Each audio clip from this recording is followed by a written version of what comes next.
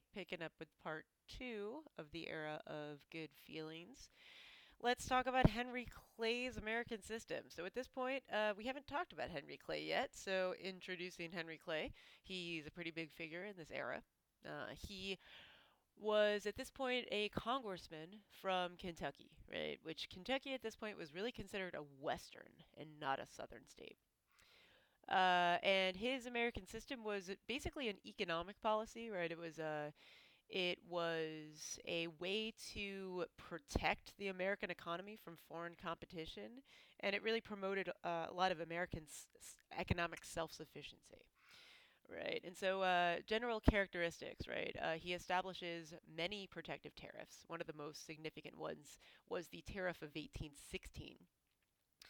And a tariff, by the way, in case you forget, is a tax on imported goods, so that the American product is cheaper and therefore there's more of an incentive to purchase that.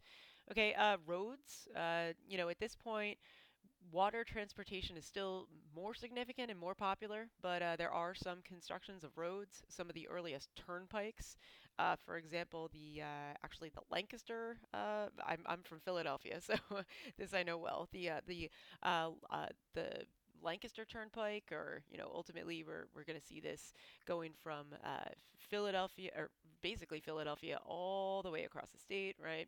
A turnpike, by the way, is named because the original setup was that there would be a huge piece of wood, right, like a telephone pole big, that would go down and block people and their horses and buggies from going past it until you paid the toll, and then they would turn the pike, get it, so that you could go through. Right, so nowadays you guys all have Easy Pass, so you don't even remember what it was like to stop for the gate, but good times. Okay, also you see a lot of canals. For example, the Erie Canal, right? And these are really important in New York State because there are a series of lake networks, and they're all connected by canals. So eventually you can actually get from most of the lakes in New York State, most of the big lakes, that is, all the way to the Hudson River, right? All the way to the Lake Erie, right? So this very much benefits trade. And this is why New York at the time was called the Empire State. And also the second bank of the United States.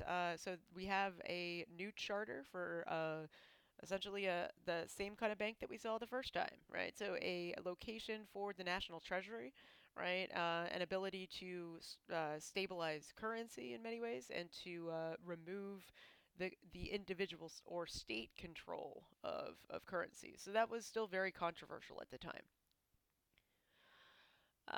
We do have a financial panic set in 1819, the Panic of 1819, aptly named. And essentially, this was caused by three different major economic patterns, one could say. So, over speculation in the market, right?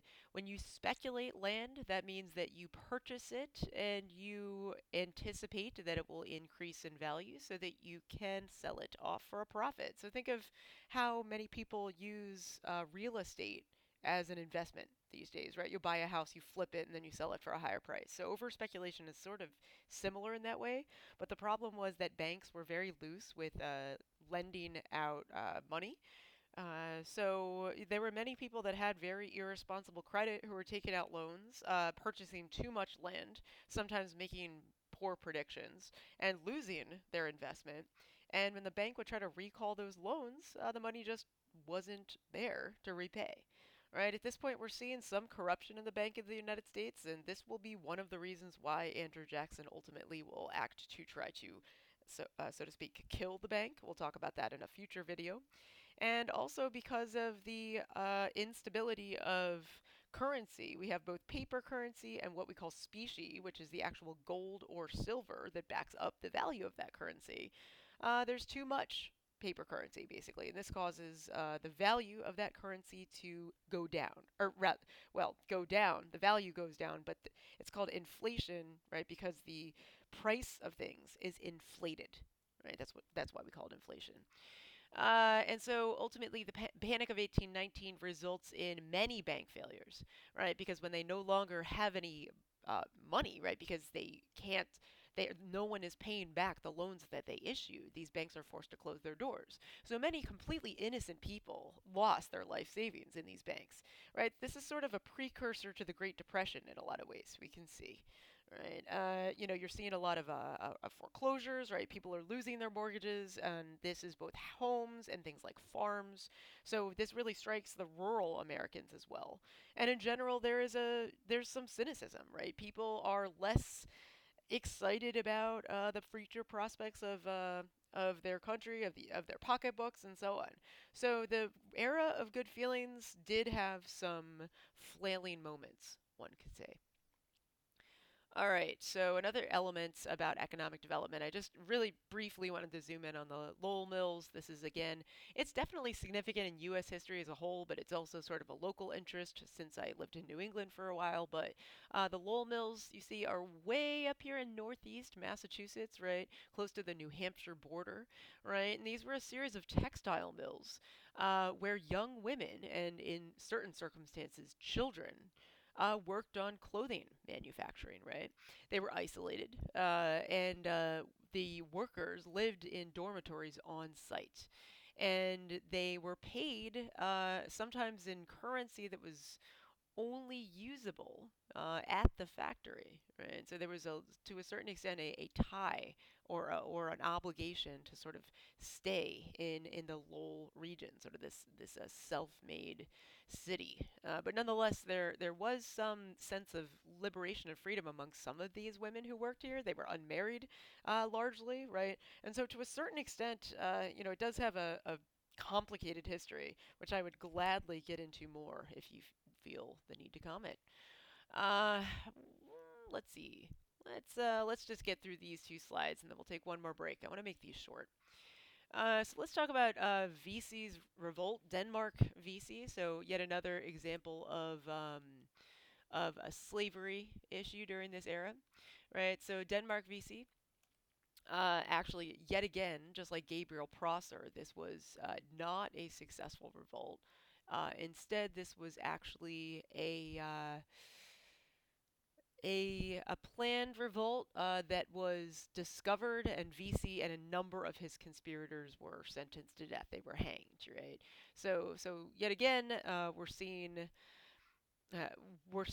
the level of regional tension that exists. I want to keep these short. Maybe I'll even add links for resources because this is really significant.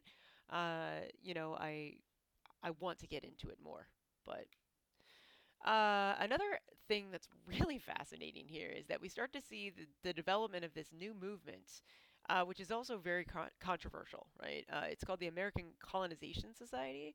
It was ultimately a, a program, a plan, for lack of a better word, for the American slave population to return to Africa, right? And so this is something that has a storied and complicated past.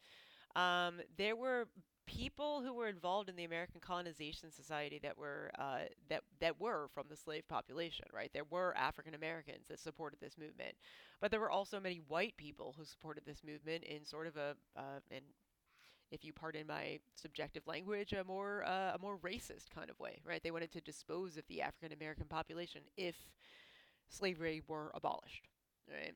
So in any case, the first colony back in West Africa was Monrovia, named after James Monroe, and this is in present-day Liberia, which was ultimately the country that resulted from the American Colonization Society. Right.